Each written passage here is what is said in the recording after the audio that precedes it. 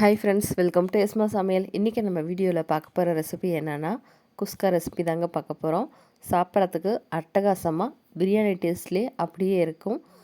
ரொம்பவே ஈஸியாகவும் டேஸ்ட்டாகவும் செய்யக்கூடிய ரெசிபி. எப்படி செய்யலான்னு பார்க்குறதுக்கு முன்னாடி நீங்கள் இது வரைக்கும் நம்மளோட சேனலை சப்ஸ்கிரைப் பண்ணலைன்னா ப்ளீஸ் சப்ஸ்கிரைப் பண்ணிவிட்டு பக்கத்தில் இருக்க பெல் ஐக்கானை கிளிக் பண்ணிவிட்டு ஆளுங்கிற ஆப்ஷனையும் தட்டி விடுங்க. அப்போ தான் நாம் போடக்கூடிய ஒவ்வொரு வீடியோஸும் உங்களுக்கு உடனுக்குடனே நோட்டிஃபிகேஷனாக வரும்.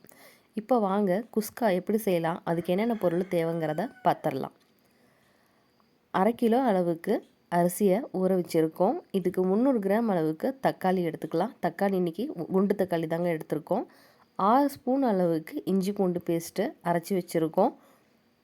3 மீடியம் சைஸ் பெரிய வெங்காயத்தை கட் பண்ணி எடுத்துக்கலாம்.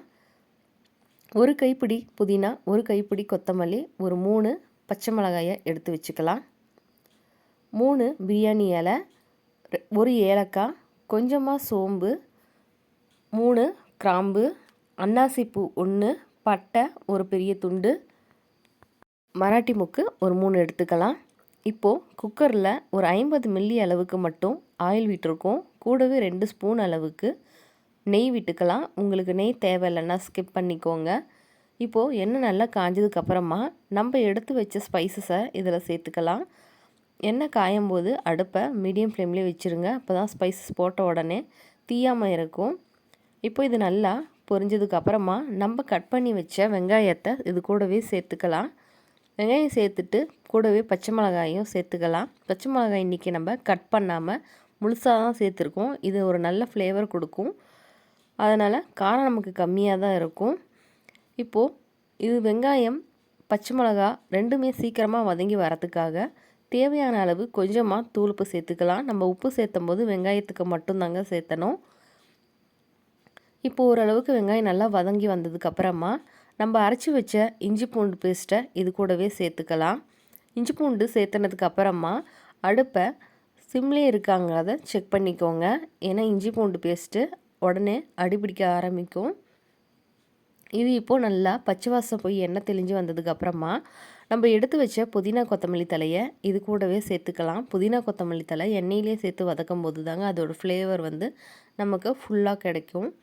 அதனால் நம்ம இஞ்சி பூண்டோடையே மிக்ஸ் பண்ணிக்கலாம். இப்போ இது எல்லாமே நல்லா வதங்கி வந்துடுச்சு.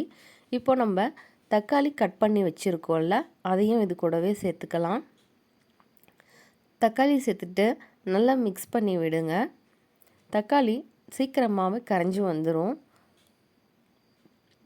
இப்போ மசாலாவோட தக்காளி நல்லா சீக்கிரம் வெந்து வரத்துக்காக கொஞ்சமாக கல்லுப்பு சேர்த்துக்கிறோம். அதாவது இந்த ஸ்டேஜில் நம்ம எந்த அளவுக்கு சாப்பாடு இருக்கோ அந்த அளவுக்கு கல்லுப்பு சேர்த்துக்கலாம்.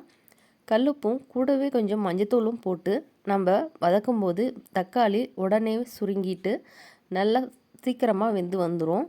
இப்போது தக்காளி நல்லா வதங்கினதுக்கு அப்புறமா ஒரு 1.5 ஸ்பூன் அளவுக்கு மட்டும் மிளகாத்தூள் சேர்த்துக்கிறோம். உங்களுக்கு எந்த அளவுக்கு காரம் தேவையோ அந்த அளவுக்கு நீங்கள் மிளகாத்தூள் சேர்த்துக்கலாம். கூடவே 2 ஸ்பூன் அளவுக்கு தயிர் சேர்த்துக்கலாங்க. புளிக்காத தயிராக பார்த்து சேர்த்துக்கோங்க. தயிர் சேர்த்துட்டு நல்லா மிக்ஸ் பண்ணி விட்டுக்கலாம். இப்போது நம்ம போட்ட மசாலா எல்லாமே மிக்ஸ் ஆகி நமக்கு பச்சை வாசம் போயிட்டு நல்லா எண்ணெய் தெளிஞ்சு வர வரைக்கும் நம்ம அடுப்பை மீடியம் ஃப்ளேம்லேயே வச்சுட்டு கிளறி விட்டுக்கலாம். இந்த தக்காளி சாப்பாடு சாப்பிட்றதுக்கு ரொம்ப ரொம்ப டேஸ்ட்டாக இருக்குங்க. இப்போது 2 டம்ளர் அரிசி, அதாவது 1/2 கிலோ அரிசிக்கு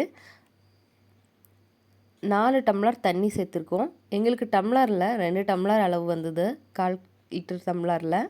அதுக்கு நாங்கள் 4 டம்ளர் தண்ணி சேர்த்துருக்கோம். இப்போது இந்த ஸ்டேஜில் உங்களுக்கு உப்பு காரம் பார்க்கணுமென்னா பார்த்துக்கலாம். இப்போது தண்ணி கொதிய ஆரம்பித்ததுக்கப்புறமா நம்ம ஊற வச்சுருந்த அரிசியை இது கூட சேர்க்க போகிறோம். இப்போ பார்த்திங்கன்னா நம்ம அரிசி இதில் இப்போ சேர்த்துடலாம்.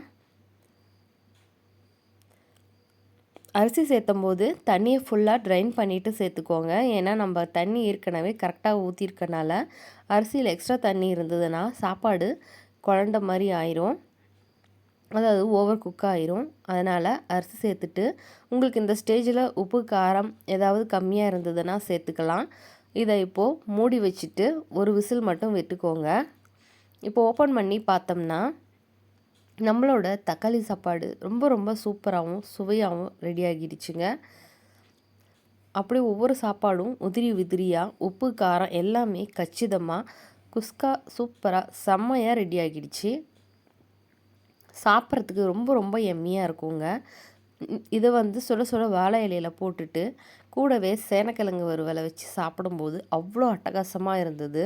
பாருங்கள் ஒவ்வொரு அரிசியும் எவ்வளோ தனித்தனியாக இருந்ததுன்னு. சேனக்கிழங்கு வீடியோ நான் ஏற்கனவே உங்களுக்கு அப்லோட் பண்ணியிருக்கேன் நம்மளோட சேனலில்.